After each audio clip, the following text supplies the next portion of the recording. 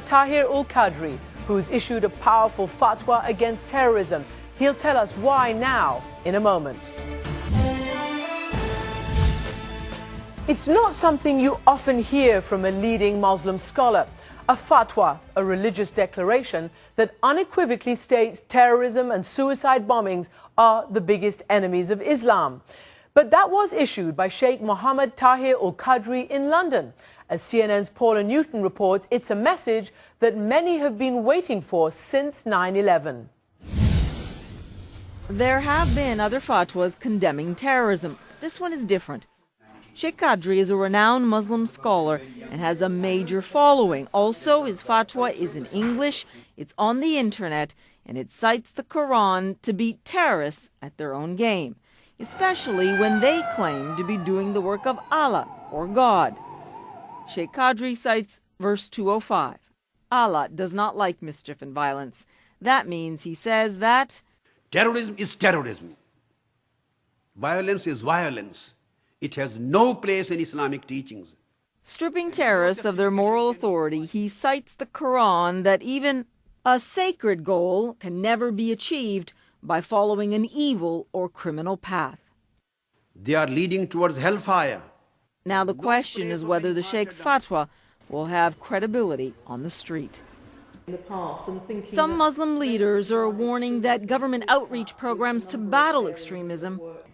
I can't see it where it's stopped, or there's been a piece of work which actually said, right, let's stop somebody from doing this kind of work. And others say it won't work to just try and shoot down extremists. Aren't working. I can't see it. Thinking. Rather, we need to have that engagement with them and need to understand exactly what their thinking is for us to be able to deal with these issues. And does a fatwa stand a chance in the face of this? Radical preachers citing the Quran as they preach jihad against non-believers or kuffar. They are what? Compassionate towards the kuffar? No, they are harsh towards the kuffar, and it can never be surpassed. Many say this fatwa is a real start, but it will need support from other leaders if it has any hope of winning over Muslims around the world. Paula Newton, CNN, London. And joining me now from London is Sheikh Mohammed Tahir-ul-Qadri. Thank you very much for joining me. Let's follow on from what Paula Newton just reported. Why now, and why is this fatwa different than some of the others that have been issued against terrorism?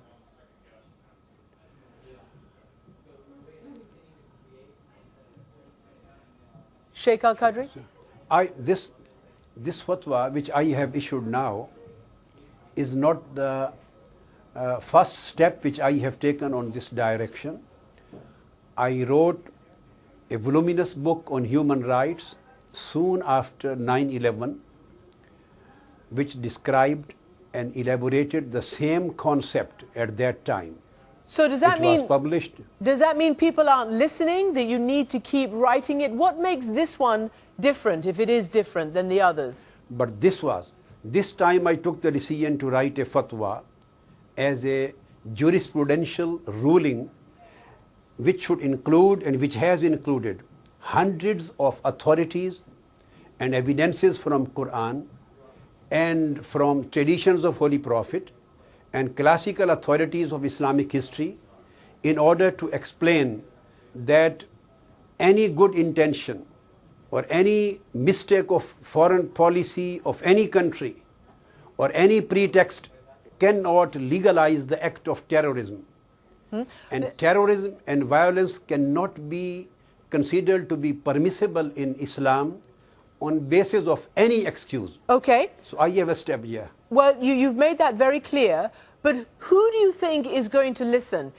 Is it the committed extremist, the committed suicide bomber? In other words, some are complaining that your fatwa is only going to reach like-minded Muslims such as yourself and not the people who need to hear this. No, this is not the case.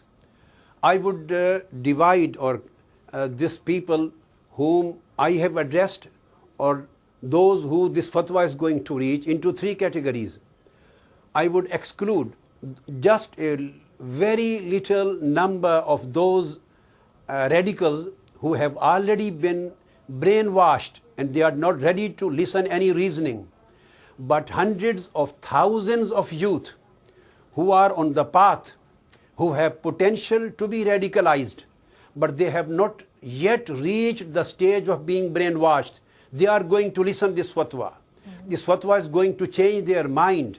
And then millions of other youth of Muslim Ummah, they can be reached by the extremist, they can be misguided by the wrong interpretations of Islam, they can be put on the wrong track by putting the wrong concept of jihad in their minds, wrong concept of shahada in their minds.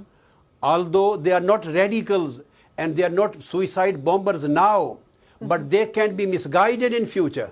So this fatwa is going to change their mind by clarifying the concept. All right. Well, let me ask you about clarifying the concept. And you mentioned people's false ideas about what it meant. You used the word shahada, martyrdom, etc. We have this concept that's called a word cloud that we use, and we've used it to examine the words in your fatwa. And we can see very, very pronounced the words bombing, suicide, fatwa, terrorism, Islam. And there in the middle is the word khawarij. We looked up in the hadith and we saw the word khawarij looked up there. And of course the hadith is the words of the Prophet Muhammad as other people have taken down those words. And he has said there in the hadith that there will appear within my nation differences and division. People who will perfect their speech and make evil their actions. They will call to the book of Allah, yet they have nothing to do with it.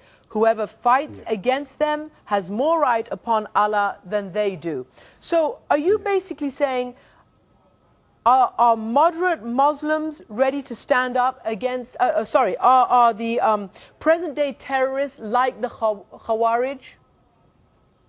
No, I'm going to saying the normal Muslims to stand up against anybody or to start any kind of armed struggle. I am totally condemning the armed struggle of any kind. The basic, I am trying to clarify the concept that Holy Prophet, as you explained, when Holy Prophet said that the Kharijite is a movement, this movement and the people who are Khawarij in the beginning, and they will continue till the day of judgment at the appearance of Antichrist. And Holy Prophet said they will appear and they will emerge and re-emerge at least more than 20 times in the history. And they will believe in terrorism. They will believe in mass killing. They will believe in enforcing their ideology with arms. They will believe in any kind of torturing the people so that they may bring their agenda through force forward. Right. So these Kharijite people, they are declaring the whole Muslim Ummah non-Muslims, and they are declaring the non-Muslims as their blood is lawful to be shed. Their bloodshed is lawful. So this was the Kharijite the ideology which is continuing till today. And I think the terrorists of today, no doubt about that, this is the continuity of Kharijite movement. And are these terrorists of today, are they the infidels, you know, because mostly many of them call the rest of the Islamic world and others, they call them the kafirs, the infidels. Are you saying now that the terrorists are the infidels? I would differentiate between the two.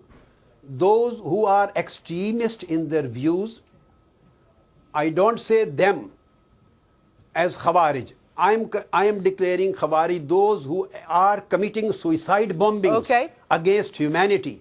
They are committing they are committing mass killings. And their ideology and their faith is that they consider mass killing lawful. They consider the peaceful or civilian population of non-Muslim countries, killing of them they consider lawful. This is the Kharijite ideology which Holy Prophet mentioned. Are you afraid for your own life? I am not afraid of any human being on the surface of earth. I am working for the good cause, for prayer of my Lord, my Creator. I am working for a peaceful atmosphere for humanity. I am working to bridge up the East and West and Muslim world and the Western world, to remove the hatreds, to remove all misunderstandings. And I am working and striving for the peace bringing the peace back to the minds of people, to the spirits of people, while fighting against every kind of divisions and clashes. All right. So this is a good cause. I am not afraid of anybody. It depends upon whatever my Lord wants. If I have to live, I will live. Otherwise, I am not afraid of this circumstance. And on that Anybody who is afraid of these situations, he will never write these kind of fatwas. He will never declare this kind of truth is truth. One have to live for truth and to die for truth. And on that note, Mr. Shaykh-ul-Qadri, thank you so much indeed for joining us from London. And thank you very much too. Thank you.